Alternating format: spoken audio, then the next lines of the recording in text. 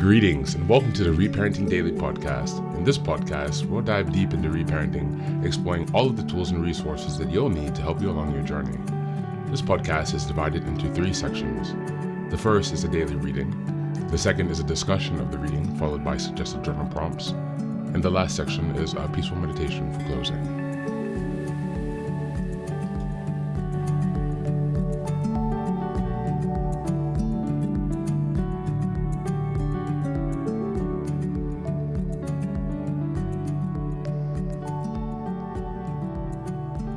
Good morning, good afternoon, and good evening from whenever and wherever you're joining us. I'm so glad you've joined us today on this journey of self-expansion and growth. If this is your first time here, welcome. Please don't forget to like, share, subscribe this podcast wherever you're listening, on Apple Podcasts, Spotify, or YouTube. Your help here really makes a huge difference in allowing us to spread the word and build a more supportive community as we continue with our self-reparenting. Now, before we get started, I have some quick updates for you. First, I'd like to introduce our Patreon community. Here, for a small monthly fee, you can join us for 3 weekly meetings for additional support with your reparenting journey. On Sundays, we have a meditation group. On Tuesdays, we have a book club discussion. And on Thursdays, we have open topic conversations. You can find out more details about this if you go to the Reparenting Daily website and check out on the community tab. In addition to that, we also have a WhatsApp group to foster more daily connection and support for whenever you need it. And this is a community of fellow travelers from around the world who will always be there when help is needed. It's just one of the many ways that we're building our network of resources that are really going to help support your reparenting journey. For the next update, I'm very excited to announce that I've just released some first books. The first is probably the most important, and it's called the Reparenting Daily Journal. Now, this journal is a daily guide for 365 days of the year. We'll be starting in 2025, and basically each month corresponds to a theme in reparenting, and each week of each month corresponds to a sub-theme of the monthly theme. Now, from the beginning of the year, 2025, each daily episode will correspond with the themes in the daily workbooks. And so you can use this as a guide to work through your reparenting journey to stay focused, ensuring that you cover all of the most critical areas within a year's time. And again, this will be aligning up with the podcast, so you can use both of these to make a more engaging and interactive experience. This is ensuring that you really book progress on your reparenting journey. The next set of books I've written is called Fairy Tales for Reparenting. This is a collection of 3 books that contain short stories or fairy tales inspired from Jungian analysis, mythology, philosophy, and psychology that really is targeted to helping you connect to your inner child. And so these stories are very short. They're not very long. They're written in a very simple manner so that it's not too taxing on you, so you can more easily connect with the joy and fun of your inner child. More interestingly, however, is that at the end of each story, there's an analysis section that really analyzes the main themes and concepts within each story to provide encouragement and inspiration. Additionally, you will find corresponding journal prompts after each story and each analysis section to help you reflect deeper on how the themes of each fairy tale can be reflected and correspond to your own personal journey as you work towards self-expansion. You can find all of these books now available on Amazon, so go ahead and give us a look and give us some support. And as I've mentioned before, this entire process of reparenting and self-expansion is really about growth, iterative change, and continuous improvement. Much like the process of nurturing the bonsai tree, our reparenting journey requires our consistency and care. So many thanks for being here and for supporting this project, and also to committing on your journey of self-expansion. Now, without further ado, let's dive into today's practice. Today's reading is an article by Claire Hodgson at Tiny Buddha. It's a blog article, and it's titled Live by Your Values, and Everything Else Will Fall into Place. Just as a reminder, this is January. The theme is self-awareness and self-reflection. We're in week 3, January 15th through the 21st. This is the last day of week 3, and the theme of this week has been exploring your personal values. As always, you'll find a link to the article in the show notes, and I will read just a short portion and encourage you to check out the full article. Live by your values, and everything else will fall into place. Until you make peace with who you are, you will never be content with what you have. Doris Mortman.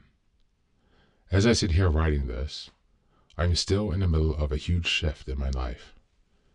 A shift that has seen me move from living by other people's values and expectations to identifying and living by my own. The catalyst for this change was a health scare when on my 30th birthday, my doctor told me that I may have cervical cancer. Luckily, I got the call all clear, but something had shifted, and I realized how dissatisfied with my life I was. I felt like I was swimming against the tide. Everything was a struggle. At the time, I was on my way to achieving what I wanted: money, a high-status job, and the ability to buy lots of stuff. I owned my own home and a car, and I was out of the house 12 to 13 hours a day working. For me, that was success. However, my ambition just seemed to disappear overnight, and I went into freefall. I felt exhausted.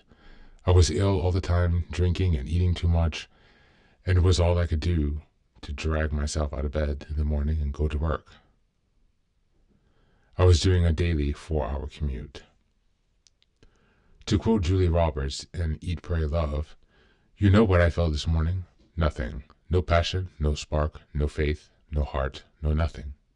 I didn't realize it at the time, but as soon as I started to question my life, I subconsciously communicated to the universe what I needed to change things.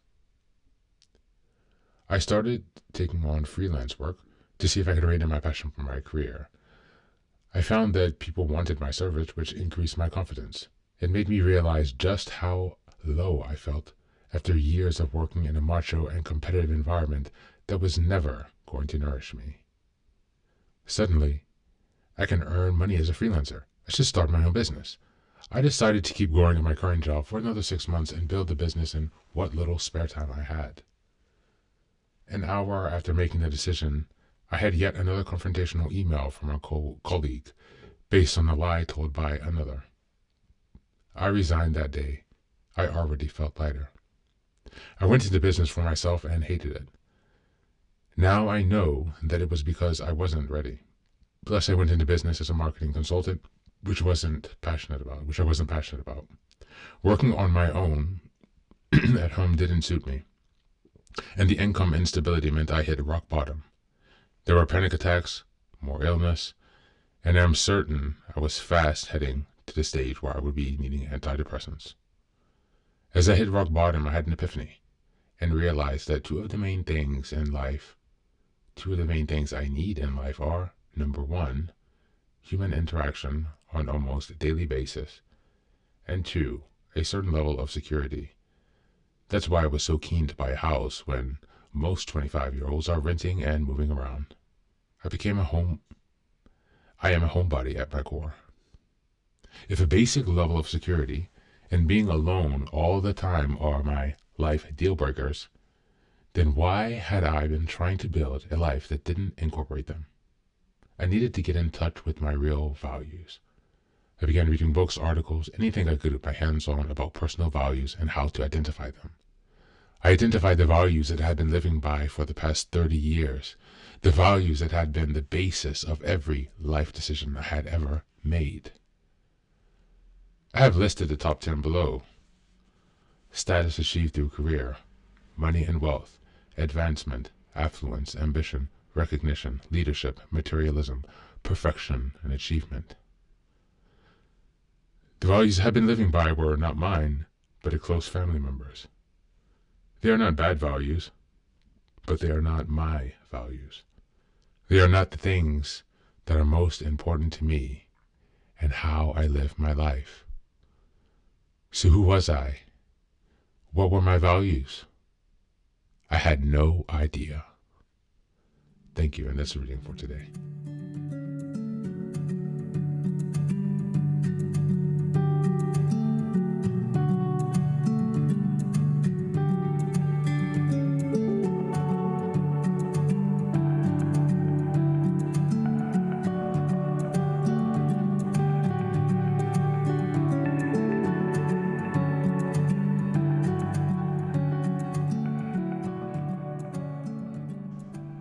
Welcome back, welcome back. Now, this passage highlights the journey of recognizing when the values you're living by are not truly your own, a realization that lies at the heart of reparenting. Reparenting involves identifying unmet needs from childhood, addressing the belief you've absorbed from caregivers, and redefining your internal narrative. Much like the author's experience, this process often requires taking a step back to see which values are externally imposed and which resonate authentically. When we're raised in environments that prioritize certain achievements or external markers of success, we may unconsciously adopt these values without considering if they align with our core selves. Reparenting allows us to break free from this cycle by acknowledging our own needs, choosing what truly matters, and nurturing ourselves as we rebuild a sense of identity. Exploring personal values is a crucial component of reparenting because it helps establish the foundation for making aligned choices. In the author's case, hitting rock bottom prompted a deep examination of what actually brought contentment and security. She realized that without regular human interaction and a sense of stability, life felt unbalanced. Reparenting often involves these same epiphanies, identifying the essential emotional and psychological needs that must be met for well-being. By defining personal values and ensuring that they guide our decisions, we become more capable of providing ourselves with the parental support, care, and validation that might have been missing in our earlier lives. This intentional alignment with our values empowers us to live more authentically, to find purpose, and to achieve longer-lasting emotional stability and groundedness. As we go into the journal prompts for today, number 1, reflect on the values you've lived by so far. Are they truly yours, or do they come from external influences such as family, culture, or society? Write about the ways these values have shaped your life choices. Number 2, if you could describe your own personal values in 3 words, what would they be? How do these words reflect what you need to feel secure, content, and fulfilled? And number 3, think about a time in your life when you felt completely aligned with your values. What was happening, and how did you know you were living authentically? How can you bring more of that alignment into your current situation? Thanks for being here, and as always, take care of yourself, and do be well.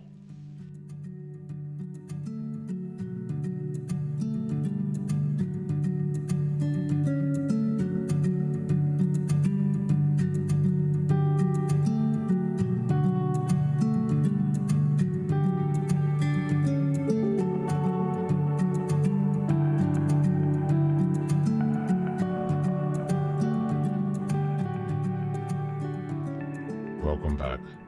Now, this is the third and final section of the daily podcast. This is your silent meditation. Please find a place where you can be comfortable and undisturbed, where you can relax and spend some time with yourself for this 10-minute silent meditation. You can choose to be sitting, standing, lying down, or in whatever position makes you comfortable today. Just take some time to listen to yourself. Next, be sure that you are taking some time to be with your breath to connect with your body. Don't be disturbed or overwhelmed by your thoughts. Simply allow them to pass. Just observe them. Do not engage with your thoughts.